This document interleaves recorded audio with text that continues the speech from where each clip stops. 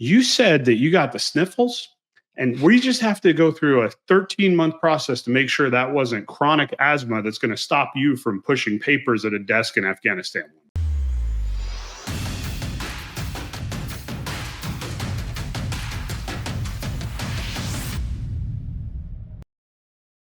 Starting in January, the Air Force Recruiting Service will track why applicants leave the accessions process before signing the dotted line. The goal is to understand what makes people who are interested in serving decide to leave, and if there is something the Air Force can do to improve its process.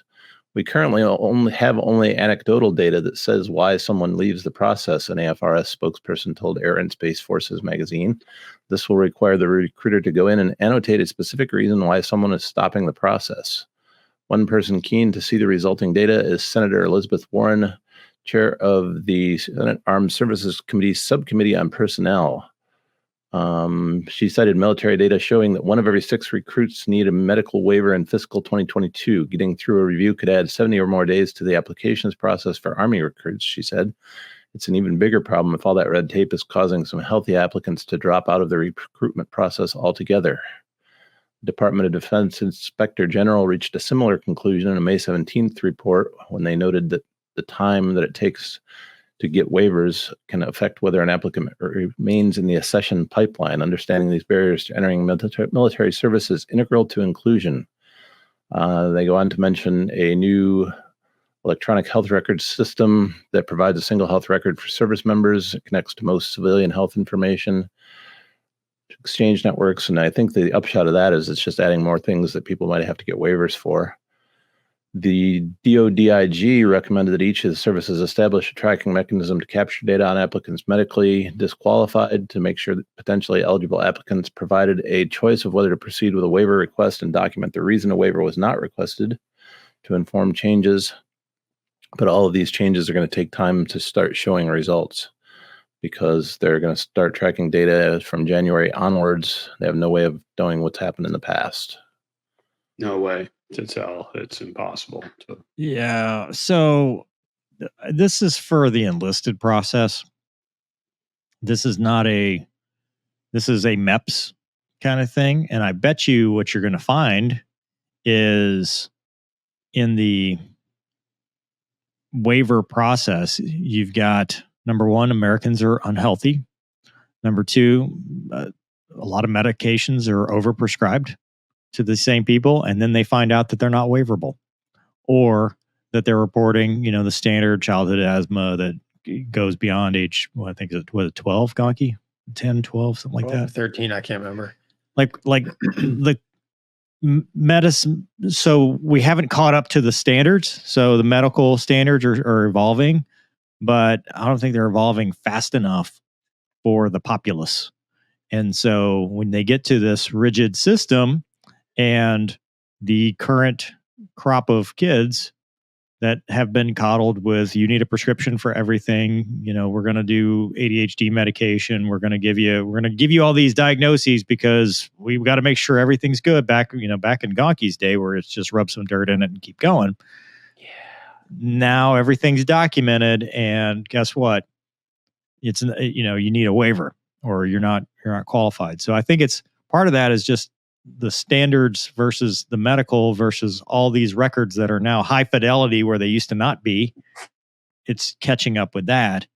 I don't know that there's as much an issue as people changing their minds, but there could be. It could be a matter of people changing their mind, but I don't know how you fix that part. That's just a recruiting thing in general. I don't know. Gonky, what do you think? I just think this is another good example of them throwing money at something. I just ask them. If it's a medical thing, they have the data, right? Because they have a big stamp rejected, right? If the recruit or potential recruit change their mind, the recruiter always got, he or she has to do is say, good luck to you, to make the process better for the next person. Why did you choose, not to join? Yeah. And I guarantee you, they're probably going to hear the same, 4 or 5 reasons, to be honest. But What do I know? Well, I do think that the medical stuff is a thing. Like the society is not as healthy as it used to be. That's just that's not. But I bet if they were honest about this, I bet they do find that there's people that that do change their mind. And the reason I bet they see that is because, the generation of kids, you look at 17, 18, 19, 20-year-olds today, like they're not stupid, right? As much as I want to play the get off my lawn, millennials or whatever the hell they are now, they're not dumb. They're locked in to so much knowledge on this one thing that we never had, right? So when they are excited, they're going to join the military, whatever their branches they want to go do. They've done the research, they know how to get there, and then they hit this wall of bureaucracy and red tape of, one time you said that you got the sniffles, and we just have to go through a 13-month process to make sure that wasn't chronic asthma that's going to stop you from pushing papers at a desk in Afghanistan one day. So just hold up, just stay right here. These people are like, this is dumb.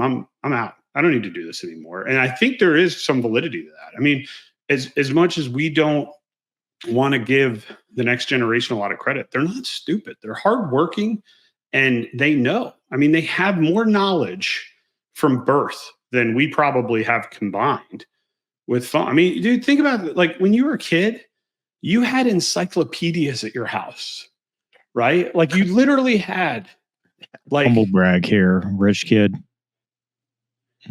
I had two sets of encyclopedias. But you had encyclopedias. We had one. I had one encyclopedia. It's the one that you're like, here you go. You can buy the rest of the set. And that's all we had. But if you think about it, like that told you everything you needed to know about whatever topic, right? Like if you wanted to look up, that's true, whatever it is, like whatever the topic was, like I want to look up Allen head wrenches, and you look it up in there, whatever paragraph it said on that is all you got to know about Allen head wrenches. Nowadays, a kid could go online and learn everything there is about it. So they're not stupid, but they hit this bureaucracy that we've all lived through. And they're like, dude, I got options. I don't need to be over here. So I'm going to go ahead and bail. You guys do you. I was really excited. I was ready to go. But then I saw what it was really like. So thanks. Valid. Valid. I agree. Right. That's valid.